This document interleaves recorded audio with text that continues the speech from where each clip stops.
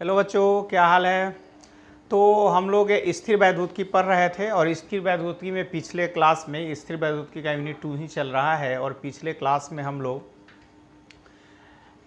कुछ क्वेश्चन दिए थे, 4 क्वेश्चन दिए थे। तो 4 क्वेश्चन में 2 क्वेश्चन बनाए थे और 2 क्वेश्चन को बोले थे कि आप लोग सॉल्व कर लीजिएगा। तो यही दोनों क्वेश्चन जो बच गया था हम लोग को स्थिर वैद्युतिकी में यूनिट 2 में चल रहा था, इसी में 2 क्वेश्चन बचा था। तो इस दोनों क्वेश्चन को हम बता देते हैं, उसके बाद फिर अगला टॉपिक हम लोग देखेंगे, ठीक है। तो ये 2 क्वेश्चन जो दिए थे, क्वेश्चन ये था, तो इसमें हम लोग को ये निकालना था, हम लोग को स्थितिज ऊर्जा निकालना था। स्थितिज ऊर्जा पिछले क्लास में देखे थे, वही निकालना था। तो इसमें दिया हुआ था, हम लिख दिए थे कि इसमें C दिया हुआ था, कितना है, C है 20 माइक्रोफराड आपको दिया हुआ था। तो 20 × 10⁻⁻6 फराड हो गया। और उसके बाद V दिया हुआ था आपको 1000 वोल्ट। ये मैं पता लिख भी दिए थे, बोले थे बनाने के लिए इसको। तो 20 माइक्रोफराड, तो 20 × 10⁻⁶ फराड और V = 1000 वोल्ट। अब निकालना था स्थितिज ऊर्जा U बराबर क्या है, तो 1/2 CV² फार्मूला बताए थे हम लोग। तो 1/2 C का वैल्यू हो जाएगा 20 × 10⁻⁻6, अब V² तो 1000 का स्क्वायर। अब देखिए इसको सिंप्लीफाई कीजिएगा तो 20 × 10⁻⁻6 और 1000 का स्क्वायर मतलब 2 टाइम्स 1000 करेंगे। तो 1/2 × 20 × 10⁻⁻6 और 1000 स्क्वायर तो 3 और 3 60 आ गया, तो 10⁻6 आ गया। 10 कितना आया, 6 आया। अब देखिए, अब 2 से 2 कैंसिल हो गया, ये 2 से 2 कैंसिल हो गया, तो कितना बच गया, ये 10 बचा। और ये -6 है और ये भी आ गया आपको 6, ये भी स्क्वायर किए तो 6, ये भी स्क्वायर और ये भी 20 × 10⁻⁻6, तो कितना आ गया देखिए, तो 10, ये 10 आ गया और 10 × 10⁻6 × 10⁻6, तो यहाँ पावर 1 है, तो 10 पर पावर 1 - 6 + 6, तो कितना आ गया, 10 पर पावर 1 - 6 + 6, तो कैंसिल हो गया, तो 10 जूल आ गया। तो हमारे पास कितना आ गया, तो चालक की स्थितिज ऊर्जा जो निकाले कितना आया, 10 जूल। देख लिए 1/2 CV², तो 1/2 2 × 10⁻⁶ ये हम लोग निकाले हैं। और V का वैल्यू आ गया, V² 1000 का स्क्वायर तो 6 हो गया, और 20 × 10⁻⁶ तो ये कट गया, 10 पर पावर 1 बचा, चूँकि ये कटेगा तो ये बचेगा 10 बचेगा, तो 10 पर पावर 1 और -6 और 6 तो इसको ऐड कर दिए, तो बेस इक्वल है तो पावर का एडिंग होता है, तो 1 - 6 + 6, तो 6 कैंसिल हो गया, माइनस प्लस था तो 10 जूल बचा। कितना बच गया, 10 जूल, यही निकल गया। सेकंड क्वेश्चन जो आपका था, ये तो फर्स्ट क्वेश्चन हम लोग देख लिए। सेकंड क्वेश्चन जो आपका था, ये सेकंड क्वेश्चन। तो सेकंड क्वेश्चन में आप लोग क्या कीजिएगा, देखिए इतना थोड़ा कैलकुलेशन बहुत बड़ा होता है, कैलकुलेशन आप लोग कीजिए, चूँकि इस पर जो है कैलकुलेशन करना पड़ेगा, कैलकुलेशन करने में बहुत समय लगता है, कैलकुलेशन घर पर कीजिए, ठीक है। तो इसमें दिया हुआ है, इसमें बताए थे कि इसमें C1 दिया हुआ था आपको 1.11 × 10⁻11 फराड, C2 आपका दिया हुआ था 6.67 × 10⁻12 फराड, और उसके बाद V1 का वैल्यू दिया हुआ है 19.5 × 10⁻3, और V1 और V2 दोनों इतना ही है, चूँकि ये कह रहा है कि V1 और V2 दोनों इतना ही है, 19.5 × 10⁻3 वोल्ट। अब देखिए, अब हम लोग V पहले निकाल लेंगे, तो C1 V1 + C2 V2 बटा C1 + C2, इससे निकाल लीजिएगा। इससे हम लोग V का वैल्यू निकाल लेंगे, V बराबर C1 V1 C2 V2। अब जब V आ जाएगा, अब देखिए V1 V2 दोनों बराबर है, तो C का वैल्यू निकाल लेना है, V का वैल्यू जो घर पर कैलकुलेशन कीजिए, इसको आप लोग कैलकुलेशन तो घर पर ही करना पड़ेगा। अब देखिए इससे निकाल लेंगे। अब निकालने के बाद जो जोड़ने के बाद जब दोनों को जोड़ते हैं तो Q' = हो जाएगा C1 भी, और Q1' और Q2' बराबर हो जाएगा C2 भी। यही हम लोग को निकालना है, यही चार्ज हम लोग को निकालना था, तो ये निकाल लेंगे। तो C1 भी C2 भी, पहले भी निकाल लीजिएगा इसका। आवेशित चालक को इतना को उतने ही आवेश तक आवेशित किया जाता है, फिर दोनों ये इतना तक आवेशित किया जाता है, प्रत्येक को चालक पर आवेश का परिणाम तक Q1' निकाल लीजिएगा, Q2', C1 भी और C2 भी पहले इससे भी निकाल लीजिएगा। सब वैल्यू पुट कर दिए, सिर्फ कैलकुलेशन घर पर करना है, उतना तो करना पड़ेगा ना आप लोग को। तो C1 C2 निकाल दिए और इसको पुट कर दीजिएगा, तो हमारा आंसर आ जाएगा। तो यही था इसका, ठीक है। तो ये देख लिए दोनों क्वेश्चन हम लोग, तो आंसर जो आएगा वही आंसर होगा, Q1' C1 भी, तो ये भी निकाल लीजिएगा, C1 से मल्टीप्लाइड कर दीजिएगा, फिर भी निकाल लीजिएगा, C2 से मल्टीप्लाइड कर दीजिएगा, तो आंसर आ जाएगा, ठीक है। तो ये था दोनों क्वेश्चन, देख लीजिए, नोट कर लीजिए, आप लोग इसको नोट कर लीजिए, ठीक है। अब देखिए, अब अगला टॉपिक आज हम लोग लेके चलते हैं कि आवेश का पुनः वितरण के कारण ऊर्जा में ह्रास। तो अगला टॉपिक है आवेश का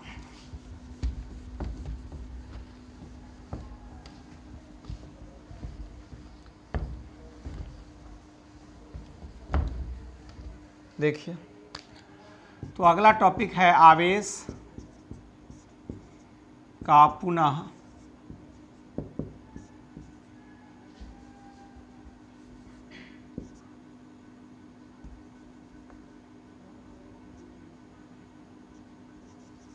पूर्ण वितरण के कारण ऊर्जा में ह्रास, है ना। तो आवेश का पूर्ण वितरण के कारण ऊर्जा में ह्रास हम लोग को देखना है कि आवेश का पूर्ण वितरण होगा तो ऊर्जा में क्या ह्रास होगा, वही एक्सप्रेशन निकालना है कि ऊर्जा में कितना ह्रास होगा। आवेश का पूर्ण वितरण जब करेंगे तो ऊर्जा में कितना ह्रास होगा। तो हम लोग जानते हैं कि जब दो आवेशित चालक को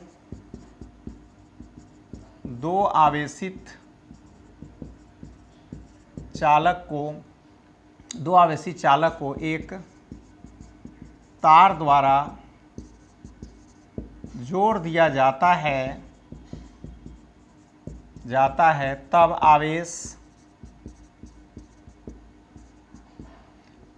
तब आवेश उच्च विभव से निम्न निम्न, जो पहले भी हम लोग जान चुके हैं कि दो आवेशी चालक को एक तार द्वारा जोड़ दिया जाता है तब आवेश उच्च विभव से निम्न विभव की ओर प्रवाहित होता है ना। उच्च विभव से निम्न विभव की ओर प्रवाहित होता है। इस प्रकार आवेश के प्रवाह के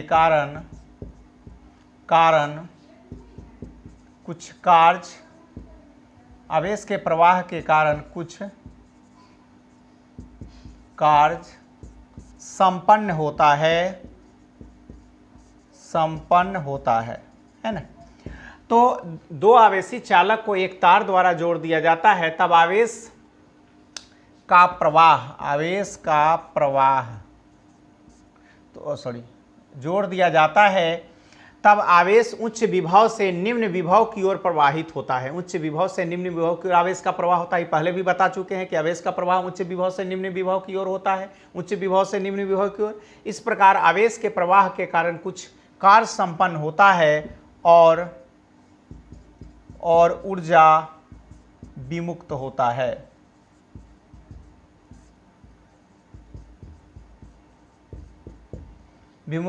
है जिसे ऊर्जा में ह्रास कहते हैं, है ना। तो जब दो आवेशी चालक को एक तार द्वारा जोड़ दिया जाता है तब आवेश उच्च विभव से निम्न विभव की ओर प्रवाहित होता है। आवेश किधर जाता है? उच्च विभव से निम्न विभव को। इस प्रकार आवेश के प्रवाह के कारण कुछ कार्य संपन्न होता है और ऊर्जा विमुक्त होता है, जिसे ऊर्जा ह्रास हम लोग कहते हैं।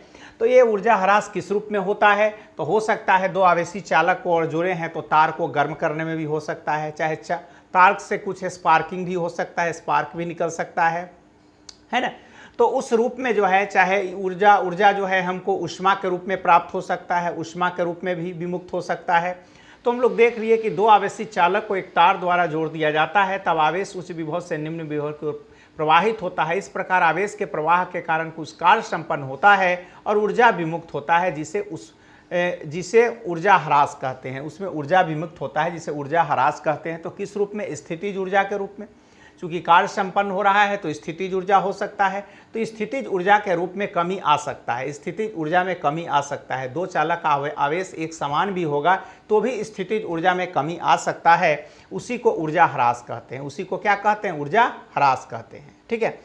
तो हम लोग देख लिए कि जब दो आवेशी चालक को जब जोड़ते हैं तो ऊर्जा का ह्रास होता है, चूंकि आवेश का प्रवाह उच्च विभव से निम्न विभव की ओर होने लगता है, जिसके कारण कुछ कार्य संपन्न होता है और इस कार्य संपन्न होने के कारण ऊर्जा विमुक्त होता है, जिसे ऊर्जा ह्रास हम लोग कहते हैं। और यह ऊर्जा ह्रास तार को गर्म करने में हो सकता है, चाहे ऊष्मा ऊर्जा के रूप में हो सकता है, चाहे स्पार्क के रूप में हो सकता है। इस रूप में ऊर्जा का ह्रास हो सकता है, चूंकि यह स्थितिज ऊर्जा में ही ह्रास होता है। चूंकि जब दो तार का आवेश भी एक समान होगा तो भी स्थितिज ऊर्जा में ह्रास होगा। ठीक है, तो ये हम लोग देख लिए। अब देखिए, तो ये देखना है कि स्थितिज ऊर्जा में जो ह्रास होता है वो कितने से होता है, स्थितिज ऊर्जा में जो ह्रास होता है वो कितने से होता है, ये हम लोग को देखना है। ठीक है, तो इसको नोट कर लिए, इसको नोट कर लिए। अब देखिए, तो दो चालक हम लोग लेते हैं, तो इसमें केस 1 लेते हैं पहले। केस 1, दो आवेशित चालक को जोड़ने से पहले दो आवेशी चालक को जोड़ने से पहले, तो जब दो आवेशी चालक को नहीं जोड़े हुए हैं, एक ए है और एक बी है, दो आवेशी चालक मान लेते हैं, एक चालक ए है और एक चालक बी है, दो आवेशी चालक है, यह चालक है और ये भी आवेशी चालक है, इसको जोड़े हुए नहीं है अभी। तब इसका कुल स्थितिज ऊर्जा कितना होगा? कुल स्थिति इसका C1 है, V1 है, और इसका अगर C2 है, V2 है, इस पर धारिता C1 है और विभव इसका V1 है, इसकी धारिता C2 है, विभव क्या है? V2 है ना। इसकी धारिता C1 है, विभव V1 है, इसकी धारिता C2 है, विभव V2 है, इसकी धारिता C1 है, विभव V1 है, इसकी धारिता C2 है, विभव V2 है। तब इसकी स्थितिज ऊर्जा कितना होगा? इसकी स्थितिज ऊर्जा E1 = 1/2 CV², तो CV1², और इसकी स्थितिज ऊर्जा U2 = 1/2 C1V1², C2V2²। तो कुल स्थितिज ऊर्जा क्या हो जाएगा? कुल स्थितिज ऊर्जा बराबर हो जाएगा आपको, कुल स्थितिज ऊर्जा कितना हो जाएगा? तो बराबर हो जाएगा 1/2 C1V1² प्लस 1/2 C2V2², है ना। कुल स्थितिज ऊर्जा हो गया। अब जोड़ने के बाद अब देखना है, जब दोनों चालक को जोड़ देते हैं तब क्या होगा। नहीं जोड़े तो कुल स्थितिज ऊर्जा कितना हो गया? 1/2 C1V1², 1/2 C2V2²। चूँकि इसकी स्थितिज ऊर्जा C1 है, इसका विभव, इसकी धारिता C1 है, विभव V1 है, इसकी धारिता C2 है, विभव V2 है। तो कुल स्थितिज ऊर्जा निकाल लिए हम लोग। अब जब दोनों चालक को जोड़ देते हैं, अब जोड़ने के बाद जब दोनों, अब केस सेकंड में ले लीजिए, जोड़ने के बाद जब दोनों को जोड़ दिए, ये A है और ये B है, जब दोनों को जोड़ दिया गया, दोनों को जोड़ दिया गया, तो जोड़ने के बाद हम लोग जानते हैं कि विभव उभयनिष्ठ हो जाता है। विभव क्या हो जाता है? उभयनिष्ठ हो जाता है। जो पिछले क्लास में पढ़े हैं, उभयनिष्ठ विभव का व्यंजक भी निकाले हैं, कॉपी उलटना पड़ेगा, पिछले क्लास में जो पढ़ा है उसको देखना पड़ेगा। तो C1 भी C2 भी हो जाएगा, चूँकि विभव यहाँ उभयनिष्ठ हो जाएगा, भी उभयनिष्ठ हो जाएगा।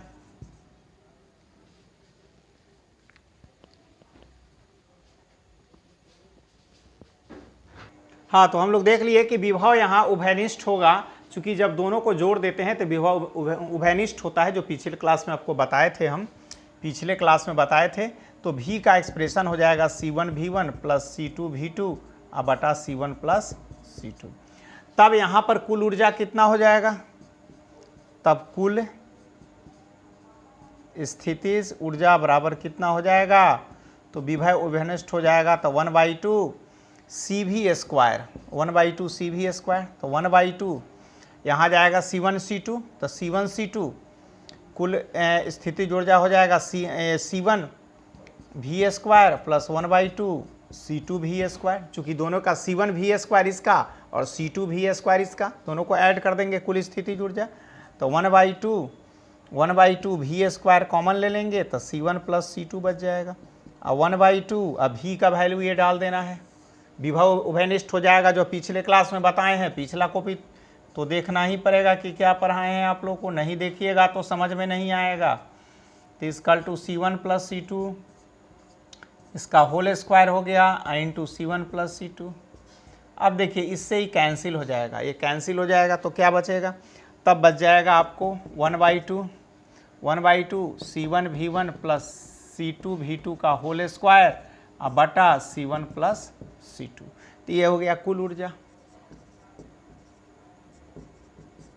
है ना, ये कुल ऊर्जा हो गया। ठीक है, तो ये कुल ऊर्जा पहले ये U1 U2 हम लोग निकाले हैं, इसके लिए निकाले थे, और कुल ऊर्जा यहाँ पर निकाले, फिर इसके लिए आ गया, ये इसके लिए फिर आ गया, ये जोड़ने के बाद मान लेते हैं U1 डैश, और इसके लिए आ गया, ये जोड़ने के बाद क्या आ गया U2 डैश। तो ये दोनों को जोड़ दिए, ये दोनों को जोड़ दिए तो हो गया U1 dash plus U2 dash, है, ये निकाले U1 dash plus U2 dash, दोनों को जोड़ दिए, ये U1 डैश हो गया, U2 डैश हो गया, तो इतना आ गया हमको। अब देखिए इसको मिटाते हैं हम लोग। अब देखिए हम लोग को लॉस निकालना है, ऊर्जा में ह्रास होता है, तो इसका मतलब कि प्रारंभिक ऊर्जा जो जोड़ने से पहले जो ऊर्जा होगा वो जोड़ने के बाद जो ऊर्जा होगा वह पहले वाला ऊर्जा बड़ा होगा, तो उसी से घटाएंगे इसको, तब लिखेंगे ऊर्जा में ह्रास, ऊर्जा में ह्रास बराबर, इस ऊर्जा में ह्रास बराबर कितना हो जाएगा, तो देखिए तो पहले वाला ऊर्जा ज़्यादा होगा, जोड़ने से पहले वाला ह्रास हो रहा है तो ज़्यादा होगा, और ये कम होगा, तो ह्रास में निकालेंगे तो 1/2 C1 V1 square plus 1/2 C2 V2 square, और माइनस कर देंगे तो 1/2 C1 V1 plus C2 V2 का होल स्क्वायर बटा C1 प्लस C2। यही आया है, देख लिए यहाँ पर आया है, इसको घटा लिए, पहले वाले में से ये घटा लिए, मतलब ऊर्जा में ह्रास हम लोग निकालेंगे, जोड़ने से पहले कुल ऊर्जा, जोड़ने से पहले कुल ऊर्जा, जोड़ने से पहले कुल ऊर्जा और माइनस जोड़ने के बाद कुल ऊर्जा, जोड़ने के बाद कुल ऊर्जा, है ना, तो जोड़ने से पहले कुल ऊर्जा बराबर जोड़ने के बाद कुल ऊर्जा, तो निकाल लिए, तो 1/2 बाहर निकाल लेंगे तो कितना हो जाएगा C1 V1 square plus C2 V2 square, और minus C1 V1 plus C2 V2 का होल स्क्वायर बटा C1 प्लस C2। अब देखिए इसमें हम लोग एलसीएम लेंगे तो इधर चला जाएगा, तो C1 प्लस C2 हो जाएगा ये, और ये हो जाएगा आपको C1 V1 square plus C2 V2 square minus C2 V2 square minus C1 V1 plus C2 V2 का होल स्क्वायर बटा आ जाएगा C1 प्लस C2, है ना, एलसीएम लेंगे तो यही आएगा ना, एलसीएम लेंगे तो ये आएगा नीचे, इससे ही मल्टीप्लाइड हो गया, इससे C1 V1 square C2 V2 square multiplied हो गया, इतना आ गया। ठीक है, अब देखिए, अब फिर आगे बढ़ते हैं हम लोग थोड़ा सा। अब देखिए तो 1/2, अब इसको मल्टीप्लाइड कर दीजिए, तो ये क्या हो जाएगा C1 स्क्वायर V1 स्क्वायर, इससे मल्टीप्लाइड किए तो फिर इससे किए तो plus C1 C2 V2 square हो जाएगा, आप प्लस फिर इससे मल्टीप्लाइड कीजिए तो C1 C2 V1 स्क्वायर आप प्लस फिर इससे मल्टीप्लाइड करेंगे तो C2 स्क्वायर V2 स्क्वायर। अब देखिए V2 स्क्वायर, अब इसको तोड़ेंगे a प्लस बी के होल स्क्वायर पर, तो C1 square V1 square, C1 square V1 square, और माइनस आ जाएगा minus 2 C1 C2 V1 V2 माइनस C2 square V2 square, a plus b के होल स्क्वायर पर तोड़ दिए तो C1 प्लस C2। अब देखिए C1 स्क्वायर V1 स्क्वायर से cancel, C2 square V2 square से कैंसिल हो गया। अब जब कैंसिल हो गया, कट गया, तब देखिए तब क्या आएगा, हाँ तब देखिए अब आ गया इसमें हम लोग, तब आगे बढ़ाएंगे ऊर्जा में ह्रास, ऊर्जा में ह्रास बराबर क्या आ जाएगा, तो देखिए तो इसमें कट गया तो कितना बचा, तब बचा 1/2, ये हो जाएगा C1, यहाँ देखिए C1 C2 बाहर निकाल लेते हैं, इसमें से C1 C2 बाहर निकाल लेते हैं, तो ये बच जाएगा आपको V1 square plus V2 square minus 2 V1 V2 बच जाएगा, और नीचे हो जाएगा C1 plus C2 V2 square V1 square minus 2 V1 V2, ये आ गया C1 C2 बाहर, C1 C2 और C1 C2 बाहर निकाल लिए तो 2 V1 इंटू V2, तो ये आ जाएगा 1/2 C1 C2 और V1 माइनस V2 का होल स्क्वायर, चूँकि ए प्लस बी के होल स्क्वायर के फॉर्म में ही है, ए प्लस बी के होल स्क्वायर के फॉर्म में है, ए प्लस बी के होल स्क्वायर के फॉर्म में है। आ गया C1 प्लस C2। तो यही आ गया ऊर्जा में ह्रास बराबर 1/2 C1 C2 और V1 माइनस V2 का होल स्क्वायर बटा C1 plus C2, C1 plus C2। तो यही आपको ऊर्जा में ह्रास आ गया कि 1/2 इसको 1/2 ऐसे लिख दीजिए, 1/2 ये आ गया, फिर 1/2 है ना, 1/2 C1 C2 V1 minus V2 का whole square, V1 minus V2 और C1 प्लस C2 और C1 V1 minus V2 C1 plus C2। ये ऊर्जा में ह्रास यही आपका निकल गया। ठीक है, तो इसको नोट कर लिए आप लोग, कर लिए नोट। ठीक है, मिटाते हैं। अब देखिए, अब इससे क्या पता चल रहा है इक्वेशन फर्स्ट से, तो ये इक्वेशन फर्स्ट जो आया इससे क्या पता चल रहा है, ये इक्वेशन फर्स्ट ही मान लेते हैं इसको। तो लिखते हैं समीकरण एक से स्पष्ट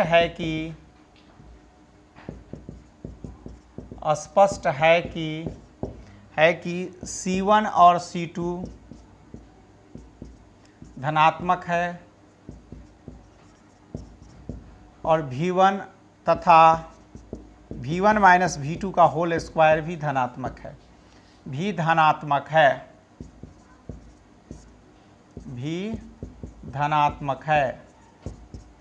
है ना, भी धनात्मक है। इसलिए ऊर्जा में ह्रास होगा, है ना। लेकिन जब V1 बराबर होगा V2 का, मतलब दोनों का विभव समान होगा, दोनों चालक का विभव जब समान होगा, दोनों आवेशित चालक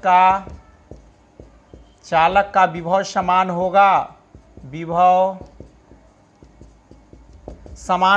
तब क्या होगा, जब विभव समान होगा तब ऊर्जा में ह्रास 0 आ जाएगा। तब क्या आ जाएगा, 0 आ जाएगा। तब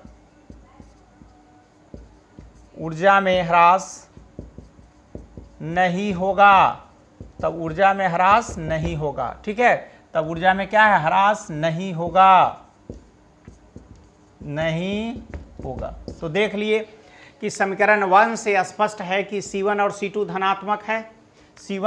धनात्मक है तथा V1 माइनस V2 स्क्वायर भी धनात्मक है, इसलिए ऊर्जा में ह्रास होगा। लेकिन V1 बराबर V2 होगा, दोनों आवेशित चालक का विभव जब एक समान होगा तब ऊर्जा में ह्रास नहीं होगा। चूंकि V1 माइनस V2 होगा, ऊर्जा ह्रास 0 आ जाएगा, तब ऊर्जा में ह्रास नहीं होगा। तो हम लोग देख लिए कि जब दो आवेशित चालक को एक साथ जोड़ते हैं तब ऊर्जा विमुक्त होता है, ऊर्जा में ह्रास होता है। वह ऊर्जा ह्रास का expression 1/2 C1 C2 V1 minus V2 का होल स्क्वायर बटा C1 प्लस C2 आ गया। और जब ऊर्जा में ह्रास, चूंकि दोनों धनात्मक है इसलिए ऊर्जा में ह्रास होगा। लेकिन जब दोनों आवेशित चालक एक समान विभव पर होगा तब ऊर्जा में ह्रास नहीं होगा। तब ऊर्जा में क्या है, ह्रास नहीं होगा। जब दोनों आवेशित चालक समान विभव पर होगा तो ऊर्जा में ह्रास नहीं होगा। ठीक है, तो यही था आवेश का पुनः वितरण के कारण ऊर्जा में ह्रास। इसको नोट कर लिया आप लोग, ठीक है।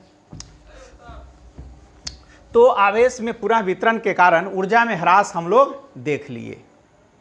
हाँ, तो हम लोग एक क्वेश्चन एक लिए हैं, इसी पर आधारित ऊर्जा में ह्रास पर जो एक्सप्रेशन निकाले हैं उसी पर एक क्वेश्चन आधारित है कि 0.5 माइक्रोफैराड धारिता वाले एक चालक को 100 वोल्ट तक आवेशित कर उसे एक पतले तार द्वारा 0.2 माइक्रोफैराड धारिता वाले एक अनावेशित चालक से जोड़ दिया जाता है, तो ऊर्जा में हानि की गणना करें।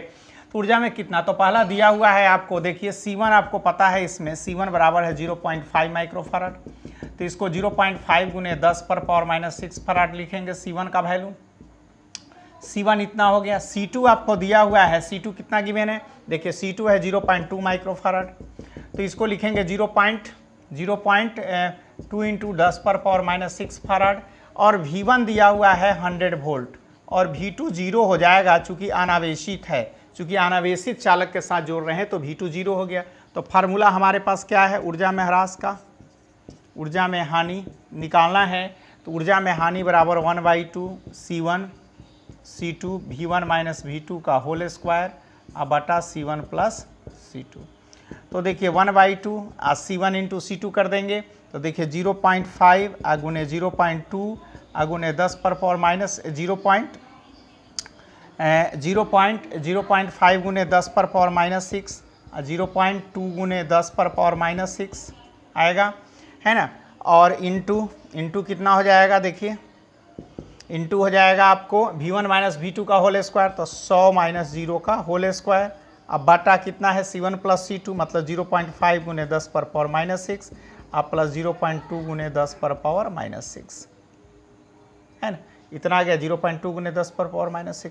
अब इसको सिंप्लीफाई करेंगे तो कितना आएगा, देखिए तो 1/2 बटा 1/2 कीजिए ना, इसको बटा 1/2, है ना। तो 1/2 था, ठीक है, तो 1/2 में आ गया। अब इसको मल्टीप्लाइड कर दीजिए तो ये कितना हो जाएगा, तो देखिए ना 0.2 और 0.2 तो कितना हो गया 10, तो 0.10 आ जाएगा, 5 दूना 10 तो 0.10 गुने 10 पर पावर माइनस 12 गुने 100 का स्क्वायर करेंगे तो 100 का स्क्वायर करेंगे तो 10 पर पावर 4 0 आ जाएगा और डिवाइड आ जाएगा 0.7 गुने 10 पर पावर माइनस 6, यही आएगा। अब 0.7 और 1/2 अब इसको मल्टीप्लाइड कर देंगे तो 0.10 गुने 10 पर पावर माइनस 12 प्लस 4 ऊपर चल जाएगा तो प्लस 6 डिवाइड इससे मल्टीप्लाइड करेंगे तो 1.4। अब देखिए अब आ जाएगा आपको 0 पॉइंट, तो ऊर्जा में हानि बराबर कितना हो जाएगा, तो आ जाएगा आपको 0.10 बटा 1.4 गुने 10 टू दी पावर, इसमें 6 4 10 तो इसमें से घट जाएगा तो 10 पर पावर माइनस 2, यह आ जाएगा आपको 0.071 गुने 10 पर पावर माइनस 2 डिवाइड कीजिएगा तो, और ऐसे इधर लाइएगा तो एक डिसमल और लाइएगा तो 0.71 गुने 10 पर पावर माइनस 3 जूल आ जाएगा। तो यही ऊर्जा में ह्रास आ जाएगा 0.71 into 10 to the power minus 3 joule. तो इस फार्मूला के आधार पर हम निकाल सकते हैं, ऐसा अगर क्वेश्चन आएगा तो ऐसे बना सकते हैं। इसमें यही क्वेश्चन आएगा, बोर्ड में इसी टाइप का क्वेश्चन आता है और यही क्वेश्चन आएगा। इस जो क्वेश्चन हम लोग बना रहे हैं उस क्वेश्चन को फिर से आप लोग रिविजन कीजिएगा, कॉपी में लिखिए, उसको 2 बार 4 बार बनाइए, तब न्यूमेरिकल्स बनाने आएगा, समझ गए ना। तो ये ऊर्जा में ह्रास ऐसे हम लोग निकाल लेंगे, ठीक है। तो आज के लिए इतना ही रहने देते हैं, फिर हम लोग कल मिलेंगे अगले टॉपिक के साथ। Thank you.